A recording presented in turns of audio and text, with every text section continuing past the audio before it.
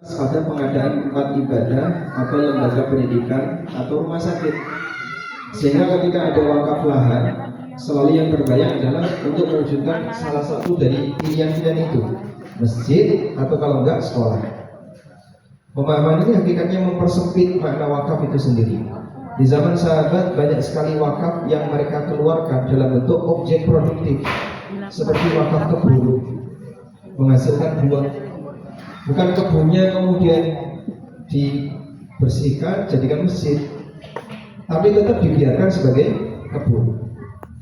Mereka tidak mengubah kebun itu jadi masjid atau lembaga pendidikan, namun mereka mempertahankan sebagai kebun dan hasilnya untuk kepentingan masyarakat. Berarti ini apa? Wakaf produktif. Sebelum memulai pembahasan wakaf produktif, terlebih dahulu kita membahas peta pengembangan wakaf kontemporer. Saya tulis umum ya, wakaf kontemporer. Objek wakaf produktif ada dua. Pertama adalah unit usaha yang sudah eksis, misalnya wakaf pom bensin atau perusahaan. Praktek semacam ini sudah sering dilakukan oleh para sahabat. Mereka wakaf kebun Khaybar seperti yang dilakukan oleh Umar, wakaf kebun Dayruha seperti yang dilakukan oleh Abu Thalhah. Sehingga kebun itu tidak dibongkar tapi dipertahankan. Walaupun untuk kebun Dayruha ini sekarang sudah jadi bagian dari Masjid Nabawi, karena sumur Bi'ruha itu berada di dalam Masjid Nabawi yang kemarin sempat meludak airnya. Yang kedua adalah wakaf tunai. Bentuk wakaf tunai adalah masyarakat mengumpulkan sejumlah uang untuk diwakafkan. Selanjutnya dana wakaf ini digunakan dalam 3 jenis proyek. Pertama, digunakan untuk pengadaan unit usaha baru, seperti untuk pembangunan hotel atau unit usaha lainnya. Contohnya Pak, Anda bisa lihat hotel di depan Masjidil Haram. Hotel apa itu? Grand Zamzam. Hotel Zamzam Tower itu yang isinya ada banyak sekali hotel di dalamnya. Di situ wakaf produktifnya Raja Abdul Aziz. Maka ditulis Waqfun 'alal Malik Abdul Aziz lil Haramain Asy-Syarifain.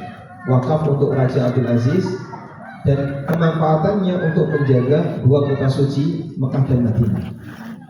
Jadi Masjidil Haram dan Masjid Nabawi, Bapak kalau mau infak nggak ketemu kota infak, itu didanai pakai apa? Dari hasil hotel tadi.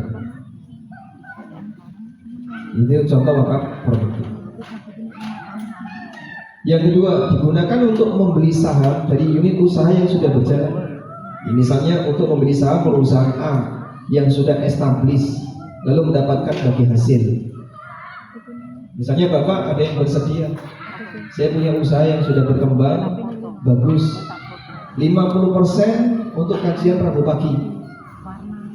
Siap, nanti kita tampung, kita kumpulin dana. Berapa harga 50%? 100 juta. Kumpulin dana 100 juta, masukkan ke situ, sehingga kita punya unit usaha ini 50% adalah milik kegiatan sosial.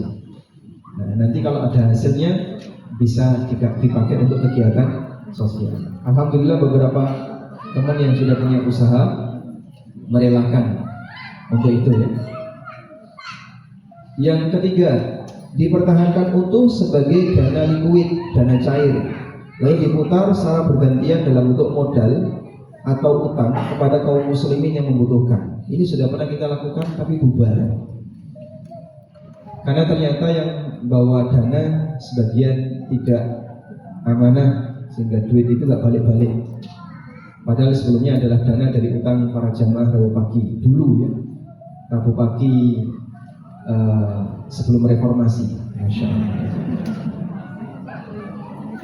Nah akhirnya ini mengkhawatirkan, terus kita tutup. Kemudian utang-utang yang masih belum lunas kita kembalikan. Bahkan sampai ada yang meninggal dunia, utang itu belum terbayar, artinya ahli warisnya yang kita kasih. Jadi kami nampung utang dari jamaah, lalu kita kembalikan ke jamaah. Sudah beres semua? Sudah. Yang sempat belum tertarik dan orang yang sudah meninggal dunia sudah kita kembalikan. Alhamdulillah.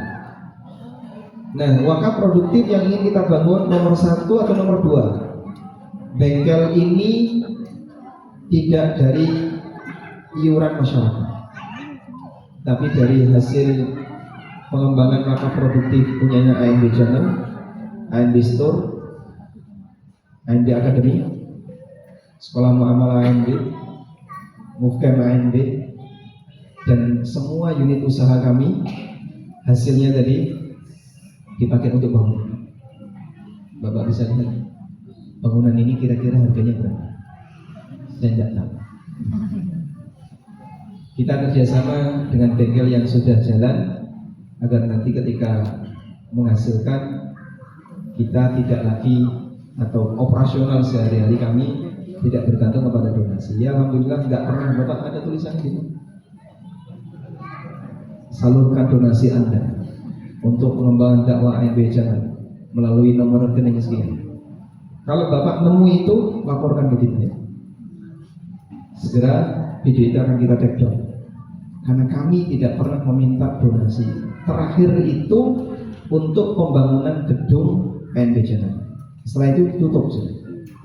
Gedung ANB Channel berarti sudah 3 tahun yang lalu. Ada 3 tahun. 2022. Jadi sekitar sudah 4 tahun yang lalu, dan setelah itu sudah tidak ada.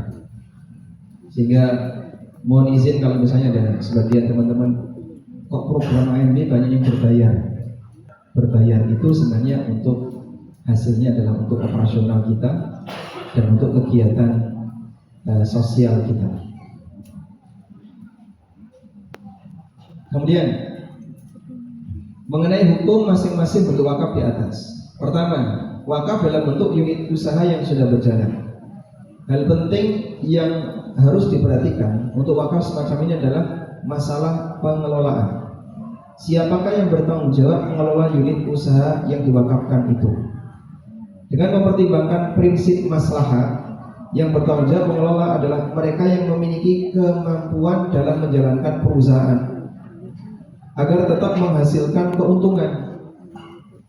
Bukan orang yayasan yang mungkin tidak punya kemampuan itu. Apalagi disuruh ustaz tidak punya kesibukan di situ. Sehingga ini ustaz titip untuk usaha produktif, malah bubar nanti. Sehingga kami di sini bekerja sama dengan bengkel yang sudah jalan. Namanya bengkel apa? Namanya bengkel AHA Sekawan. Sekawan kan versi yang di sini ya. Yang di Jalan Magelang namanya AHA Motor. AHA Motor. Kemudian kami kerjasama dengan AHA Motor, maka di sini bengkelnya disebut AHA Sekawan Wakaf Produktif ANB Channel. Karena itu mengingat pertimbangan ini, wakaf diharapkan tidak melepas unit usaha tersebut tanpa ada pengalian ke pengelola usaha yang tepat. Bagi pengelola berhak untuk diberi upah sebagaimana ketentuan upah berlaku bagi nadir. Nilai upah juga bisa diambilkan dari persentase bagi hasil terhadap keuntungan yang didapatkan. Dan inilah wakaf produktif yang kami kembangkan. Jadi bukan orang kami yang kerja, karena kita nggak punya pengalaman di bengkel, tapi kita kerjasama dengan yang sudah jalan. Nah, kita harapkan semoga lembaga-lembaga di tempat yang lain juga bisa melakukan yang sama. Memang kita tidak ada niat dari awal membentuk yayasan untuk membangun unit usaha, tapi sampingan ini muncul, Allah kasih ke kita dalam rangka untuk bisa mempertahankan operasional keseharian di kegiatan yang ada di tempat kami. Wallahu a'lam. Begitu. Berikut